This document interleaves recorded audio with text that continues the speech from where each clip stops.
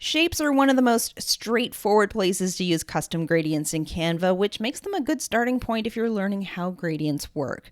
Start by adding a shape to your design, and you can find shapes under the Elements tab or use keyboard shortcuts. For example, you could press R on your keyboard to add a rectangle or C to add a circle. Once the shape is selected, click the color option in the floating toolbar, and then you're going to want to click the plus sign under Document Colors. In the Color panel, switch from the Solid tab to the Gradient tab, and you'll notice that Canva will automatically apply a two-color gradient to the shape. From here, you can click on each gradient stop to choose your colors. If you want a more complex look, you can also add additional color stops to create a multicolor gradient.